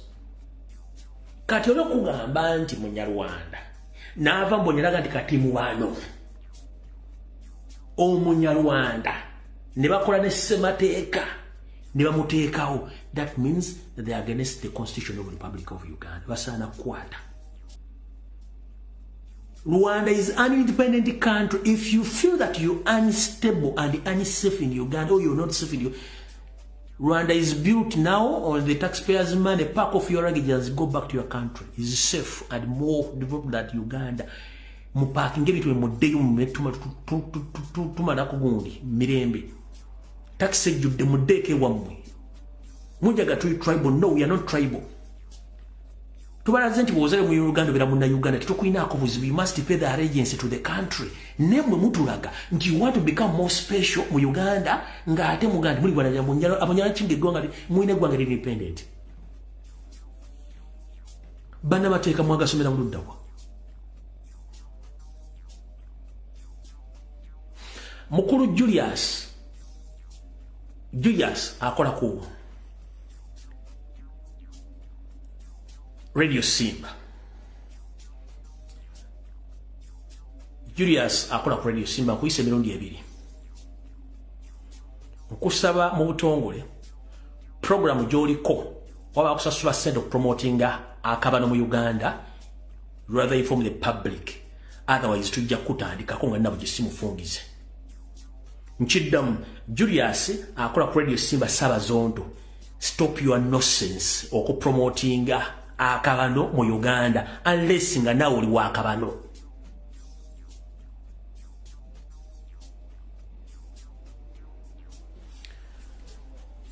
Nchiddamu butongole Mukulu Julius akola ku Radio Simba ku morning show mu Motown Endhouse. Program yo gyokola eyo promoting akabano mu Uganda tukusaba ogijjewo unless nga nawe oli wa akabano. If not so ezo sente zizo gibazikuwa kyokola kikyamu. Bwabanga comedy akuweddeko obuwulire ensi nti comedy akuweddeko. Uganda is not Rwanda and Uganda is for Ugandans. Whoever is born in Uganda, he or she pays allegiance to the country where he is born. Not paying allegiance to the other foreign country. Amateka mugamba ni sisosola wano. Mukitegedde bulungi? Mwe ekintu kyemuzanyirako temukimanyi. Ni kino kibagamba. Bana basajja balina ekintu kibavuga kinene nnyo. Kyovula baba bataddemu system ya bivu yakudda mu kunywa mwenge temwagala kumanya bigenda maaso mu kuwangambira ku social media kuseka bu system mwagala kumanya bigenda maaso. Mukulu Julius promoting bi program bya kabano mu Uganda oba program akuwa sente okubi promoting muganda wange nkusaba n'obuwombeefu. Program zikomi bonambiro otherwise okujja nga nawe oli wa kabano kyojjo tuwulira.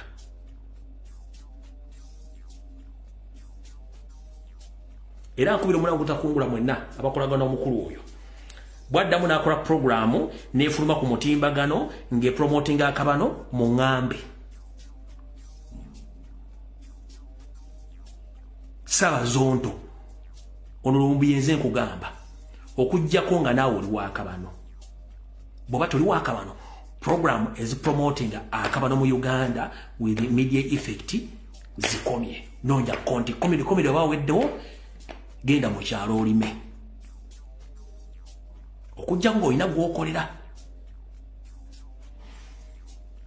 Abantu babazalidde mu Uganda bannayuganda tetubibalinaako buzibu naye ekintu kye bavuga ekya kabano nga batandise okutuuza conference n'enkiiko nga boogera ku nsonga nti Banyarwanda they are making a mistake era constitution ya Uganda bagimenya. Ekyo kimenya ssemateeka. Tosobola kubeera ng'oli mu America bakuzalire mu America n'otandika okuga nti nze ate ndi munnayuganda era simanyi amateeka ngobera ge Uganda simanyi biki nonsense bagenda kukugoberawo ojja kusibira mu kkomera the moment kasito osulalinga ndi mu America that is it. Ne bano bali mu Uganda babazaliddemu bagezaako nnyo okwefula so special n'okulaga nti ate Rwanda egenda kufuuka eggwanga mu Uganda kubanga nakimanyako mwali mwagala kumanjinga ggwanga lino. Ekigambo kye bayita maji mukimanyi. Maji kigambo kya Luzungu. Ekigambo maji kya Luzungu kitegeeza ki? Maji ekigambo ekyo kitegeeza okuddira ebintu ebibiri ebyenjawulo okubireeta n'obikwasaganya wamu ne bifuuka ekintu kimu. That's what we call merging. Nkiddamu Museveni n'akabinja balina ekintu kye bakola kye mutategeera bakola ekintu kye bayita merging the East Africa but most kye baagala osooka okukola is to merge Rwanda and Uganda ekyo bayita merging ng'ebintu bibadde bibiri byanjawulo ne babireeta ne babikwasaganya ne bifuuka ekintu kimu. Yensonga lwaki bagezaako nnyo bo okusindika ekintu kya East Africa ogigaziya nga bwe bagyagala era ng'olenge gye bavuga mu East Africa ze territories zaabwe n'ensibuko yaabwe gye bava Eritrea, Ethiopia, Somalia, bagateko Kenya, Tanzania, Burundi, Rwanda, Uganda, Congo, Central African Republic. We bayagala East Africa bwetyo betambula naye nga zonna ogenda okusoma mu origin ne banera settlers bonna era ogenda okulanga abantu bebamu ne mmwe muli amaaso mugatadde mubatedde obifuna diversion. So ekintu kyakabano kibali mu kupromotinga mukyegendereze bajjawo kiri ekyabanyona kuba kisobola okuba confusinga kati balese Museveni yabeera ne plan B kati kino ekyakabano is the plan B.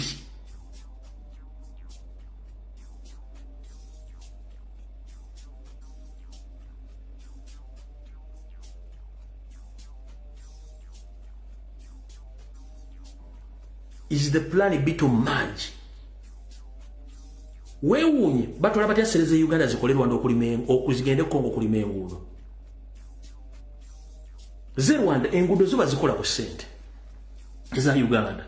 Kampala gikuwa dinade sivitade mu akayivuwa. Kampala gikuwa no katono. Kampala gikuwa no katono nnyo. Zino zenguudo eziri mu Uganda. Bano balunzi. batubidde n'amata gaabwe abo balonzi batubidde n'amata gaabwe n'emmotoka byabwe eyo mu Nkoola kati kambalage capital city y'e Rwanda bwefaanana n'enguudo zaayo eyo capital city n'enguudo zaayo yo capital city n'enguudo zaayo wanzizo kati onogola ba black ye chorus wa wakati wali bavugira wali wola ba wali linda wali wola ba wali babigere na wano wola bano ku green wana abantu babigere abadduka bavuga obugaali bubatambulira njagala ndetero luguudo lumu Kampala nga luliko njagala ndetero luguudo lumu Kampala nga lufaana bwe luti mu Uganda njagala ndetero luguudo lumu bwe luti ono black emotoka zitambulira egenda nedda eno watambule ba Buganda babigirira bakola jogging njalo ndetero luguudo bwetu mu Kampala mu Uganda lundeetere bwe lutu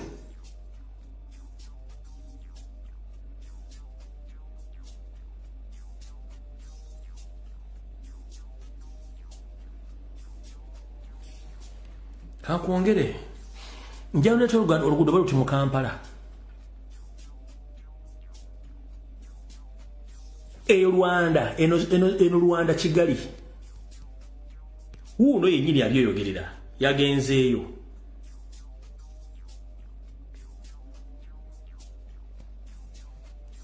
of Rwanda.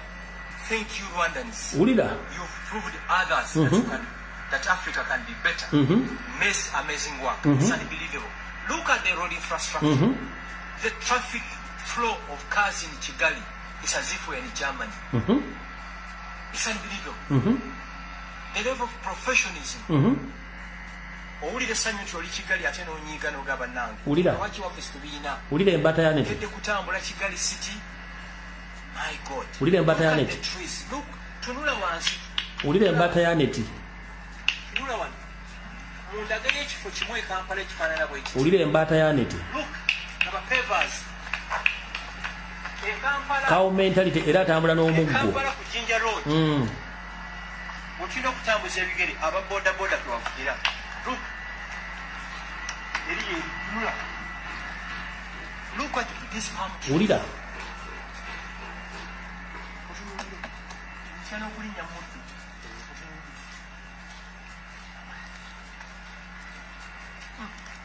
Mundagayo ekifo kimu. Ulira. E Kampala ekifaanana bwe kiti. Again, God bless Rwanda, God bless President. Naye ng'ono alimu muhozi project ono yagenzeeko ewaabwe. Njala kubuuza gano ge mazima. Rwanda ina kyabugagga ki? Ina kyabugagga ki? Ssente bazijja Uganda. Naye tunuli nabagambye eriyo view y'ekibuga Kampala ng'ogirabidde waggulu. Yonna ghetto. Kebere mapeera, kebere wakazausi, kiki ekitufuula ghetto. Yenfufu ekubye bizimbe negera ne ku mabaati waggulu. N'olaba nga amabaati gonna ga brown nga teyawo kanako na ghetto ze Kampala kati kyekyo. Naye mbalaze enguudo nabalaze buli kimu Ewaffe gye bakola obuvuyo. Ssente zonna nga bazikwata mu budget 50% zigenda Rwanda bakola bino. Nabagamba mwegendereze nnyo mu myezi mitono nnyo mugenda kulya nga batadde bannayuganda abanene mu government nga bagenda kubalifalinga Rwanda ogenda okufuna obujjanjabi. Specialized medication nga babufuna Rwanda Kigali nga wamwe tewali kimuliro. Bebano. Twogera ku nsonga zino tukyuse eggwanga tufune management empya babewe mupi bakola byabwe. Sigenda balusa nabagambye video egenda kubeera sawa mu n'ekitundu. Ndowooza probably video kandikomyawo. Nenga mwenna mbasa buli omu tuve wano nga tubanja bannaffe ku mitimbagano egy'enjawulo. Kwata video z'okubanja ziteeke ku account yo ku Facebook ne ku TikTok. Ba MP enkya mugenda okutegeera entegeera yaabwe ne parliament. Kwata video Mchala Margaret Nanyonga akulamusiza munnange. Ye yensi mutuli. Abantu abalowooza tutujja kuno ku mitimbagano kwerogoza tetwerogoza. This is the reality. I'm not against anyone. but I'm talking the reality, which is sinnerable bintu kyolabirako n'amaaso go.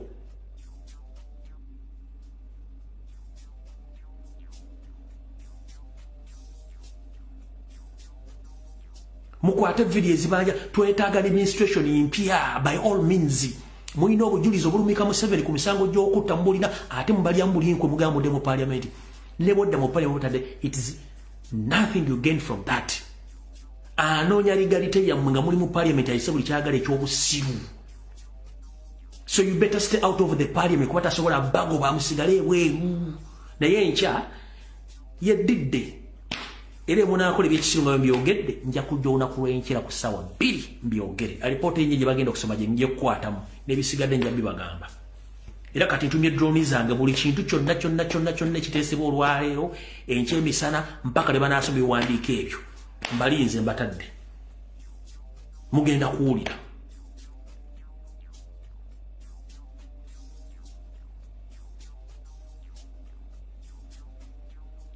Kubanga esigadde dakiika mmeka? Kanyongereze dakiika 5. Mbabuuza Rwanda erina byabugagga ki byebeesingako okukola ekibuga n'ekola ensi yobuti? Nothing. Tebalina. Wali owuliddeko nti balina mabanja mu IMF mu World Bank? Kizibu. Togalaba. But sente ziva wammwe.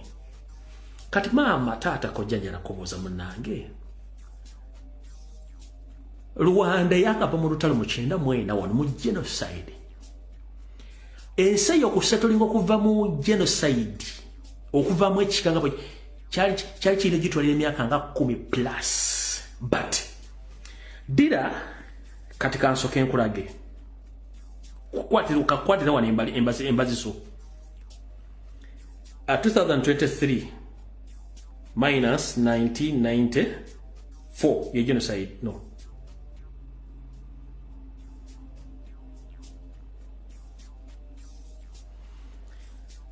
bokwata 2023 n'otolako 1994 giri emyaka 29 kati diri emyaka 29 otoloke emyaka 10 egy'okusetulinga okuva mu genocide ne trameri ekivundu okunoonyereza bangi emyaka 10 wasigala emyaka 19 19 years nkulaze Rwanda bwefaana within the period of 19 years Rwanda bwefaanana. Ono yakafuga emyaka gigenda mwana kikyalaka wano. Kati wano wembuliza ekibuuzo. Bamama abali e Saudi Arabia, abali e Yemen, abali Oman. Kampuni mmekeza abanyarwanda ezibaleeta okuva nga babaleetanga ba house managers.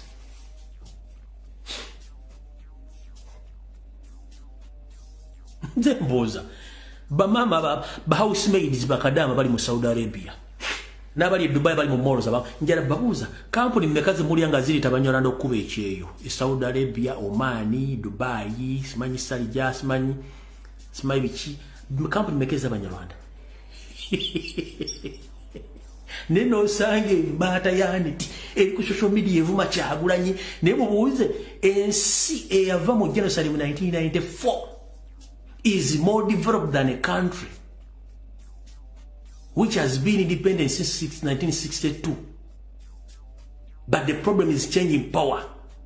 Peacefully chechiganye tuyiwa musayi. Ngera kubuuza kampuni mmekezi leta abanyarwanda okuba ekyeyo. E Saudi Arabia bameka. E Dubai mmeka. Oman mmeka. E Dubai mmeka. Abu Dhabi mmeka. Ziri luddawo. They are using your taxpayers' money to satisfy their economy and to develop their country. Gwe ne bakusindika ogende mu buwaŋŋangu sova mu nsi yo. Nomula ku TikTok. Kyagulanyi. N'amabere gamutonya avuma Kyagulanyi.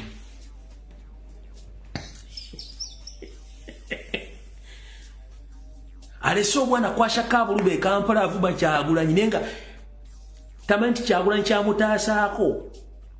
Ensi gye batwala essente ze tekuli muntu ava kuba kyeyo.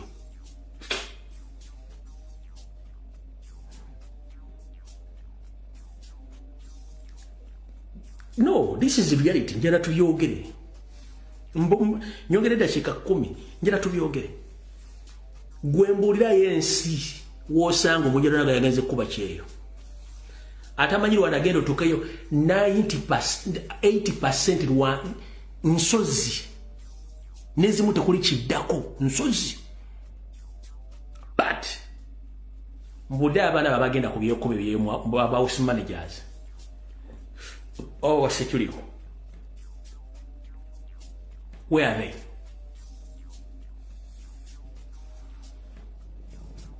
kati bana batandise bubano bagala kumajinga gwanga no sango lyavuma Kyagulanya mufira ono mugala ba mama munnange na bembuze eno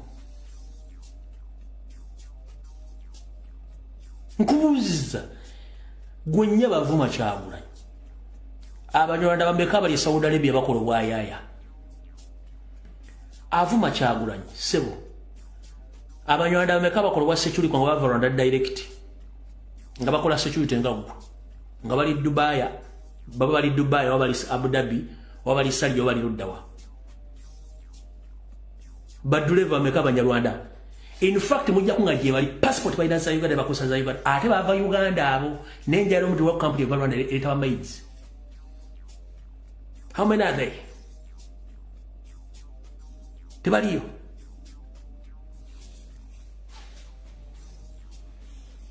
Lula buliga avuma Kyagulanya mufirako nenga ne kyavuma tasobola kitegeera kulinde sulwa sampula musizaako tasobola kitegeera nkubuuziza simple question nkubuuza gwe security guard avuma Kyagulanya le Dubai avuga taxi abanyarwanda meka avuga taxi Dubai bali mu UAE nga bava direct Rwanda bameka how many are they nkubuuza gwe Kadama avuma Kyagulanya abanyarwanda bameka bakulu wa made Saudi Arabia waina passport zero bava Rwanda how many are they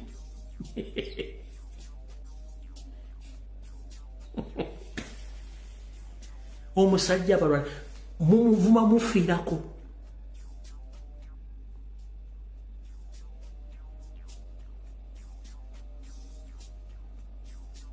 mumanye emirimu abanyarwanda gye bakola babateeka mu system batendeka ne basomesa obusawo ne basomesa obwambega ne basomesa bintu bingi nnyo nga bali well trained ne bagenda mu America ne bagenda bakola mu UN ne bagenda bakola mu bitongole ebyenjawulo across the world yebinene so si wa made what happened to Uganda ye level mu 7 kwa batadde muganya okugera tubagamba tulwalemu ate simenye Kyagulanya muli ku muvuma wachi era njagala ondageyo abanyarwanda 10 ku social media nga beerwanda bavuma Kyagulanya obaka abanyarwanda batano bali ku social media bavuma Kyagulanya mu Rwanda batano we batibuka lwaki bakozesa gwo Muganda lwaki bakozesa gwo ine linye Uganda lwaki bakozesa gwo yogero Luganda uvume Kyagulanya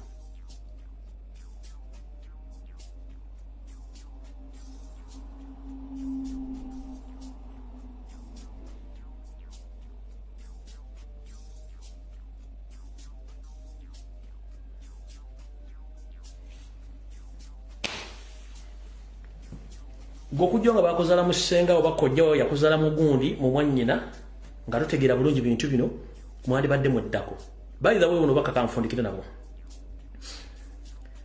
ngenda kusaba gwo mwana yenna okwate simi ya buyonjo nga bakusasula okuvuma Kyagulanya ekintu kyokola kikyamu ojja kisasulira obulamu bwo bwonna kuba video gyokola tevaayo esigalayo Fesazi labalwanyisa government tuli mbulabe bw'amaanyi nnyo naye mmwe singa ensi ekyuka muli mbulabe butamagambika nkiddamu Lumbuye n'abala bakola video zino okulwanyisa Museveni tuli mbulabe obw'ekika ekyawaggulu kubanga Museveni akyaliko ne Museveni bw'anaavaako nja kubeera musanyufu ate nga ndi w'amaanyi ne gwe gavumenti bw'ekyuka ojja kubeero ojja kubulwako ne woonya otuzzi nga ne maama waako kyokkusemberera nga ne commentates kyokwogerako wadde erinnya ly'endobeso kwata minzaani yo gyeteeke muti maaso bakuwa emitwalo 5 of mecha gwanga naye singa gavumenti ekyuka olwaleero abantu ogenda batunulira otya.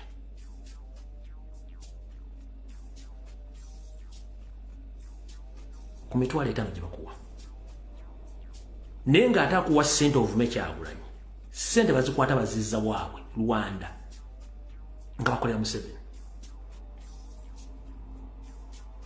Ojja kukyayibwa obulwene w'okonyonywa amazzi nga nze gobadde okalakata ne Kyagulanyi tuli mu good life ensi tumanyi etweyagaza kuba tugirwaniridde nga gwate onoonya wakudduka kufulumira kubanga tojja kujjamu n'ennyoka ajja kwegaana. Eryo eggwanga liryo ensonga zitwogerako zikwatako. Wandibadde toli Saudi, wandibadde toli Dubai, wandibadde toli Oman, wandibadde toli Yemen, abantu wandibadde tebali mu America nga baziwabo okwaboobwe. Naye ensonga zikwatako mwe, in fact tuyamba mmwe. Tetulina muntu mulala gwe tuyamba. Naye bamuneesudde gona nze babulidde. Gwe tosuubira Museveni agenda kubeerako forever. Tomanyi kuba naye nkyatamanyi nti waali. Essa kirikola nekimala ojja kunoonya woonyo otuzzi nga tolabawo. Ojja kunoonya woonyo otuzzi nga tolabawo. Nkuwadde ekyokulabako gwe noonya Abanyarwanda beka bakuba ekyeyo. Koza tebali yeewana. Tebali yeewanda. Lwaki mmwe bafulumya? Mukaba bankumire. Tujja sika lunaku lwonna. Mweraba. Yo, this is Bobby Wine straight from Uganda. Ewaffe, Uganda. Big up that YouTube channel. Subscribe.